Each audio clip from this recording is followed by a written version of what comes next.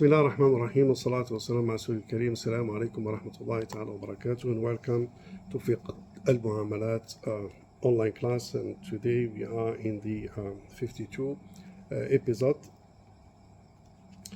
and we shall start. And today also is the last sessions of Murabahah and Wad. And the coming session, inshallah, we will start Murabahah and Wakala. But we are still under the contract of Murabahah. So I am saying here that in case of damage of the asset in the possessions of the purchaser upon the acquisitions from the supplier, here we are, the sellers here basically we are referring to the bank, and the supplier is the main supplier. So in case the bank, financial institutions, the bank purchase an asset from the suppliers, and it is within the possessions of the bank, either constructive or physical possessions, and there is a damage or losses of this asset before the executions of Murabahah with the purchase orderer. Of course, here the bank or the financial institutions, as a purchaser from the main suppliers, will be liable for such losses. Meaning that asset being purchased but not yet sold in the transition damage. So it is the responsibility of the financial institutions, the responsibility of the purchaser. The following point is that the purchaser may seek recourse from the seller for any defect of the asset delivered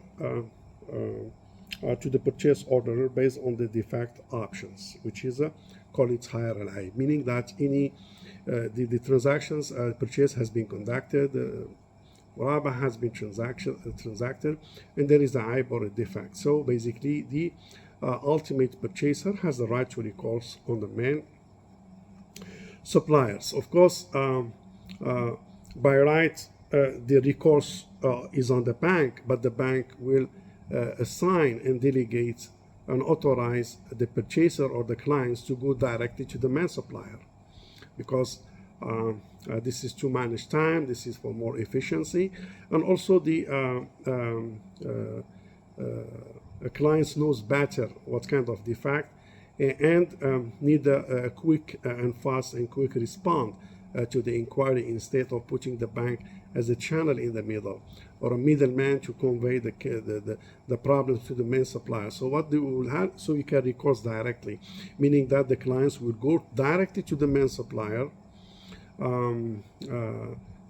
in the capacity as agents acting on behalf of the owner, who is the bank, and of course the purchaser would just put its complaint and start his negotiations to rectify and address the defect options, because this is higher LI.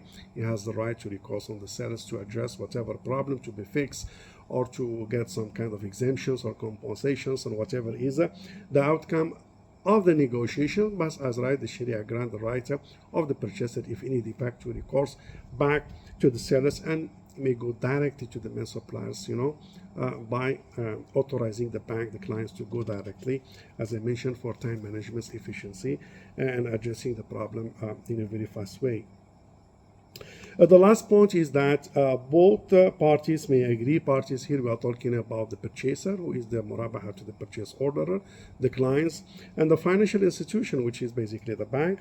Both agree to incorporate in the contract of Murabahah, clause to exempt the seller, which is the financial institutions here, from any defect of the asset. This one we call it in Arabic al-bara'atu min al-uyub, meaning that you do transactions of a contract with the conditions to include the clause of al-bara'a min al-uyub in the contract, meaning that what's so called the clause to exempt the seller with the financial institutions in this scenario from any defect, exemptions, release, not liable, not responsible for any defect from the asset. This is, we call it al-bara'a min al-uyub, and of course assign the right of recourse to the purchase orderer against the suppliers of the defect subject to the consent of the supplier, meaning that it will be an arrangements that there is a براءة من العيوب clause here in the contract, in the agreement, but if there is any defect or any problem against found, so basically still you can recourse on the main supplier and address the issue directly with them. So this is in overall the various clauses and a point that has been discussed in the context of Murabahah and the Wad. And inshallah, we will see you in the next sessions to look at the relationship between Murabahah and the Wakala, and we see what kind of issues, what kind of aspect to be discussed under that scope. With that, I will finish here and see you inshallah in the next session.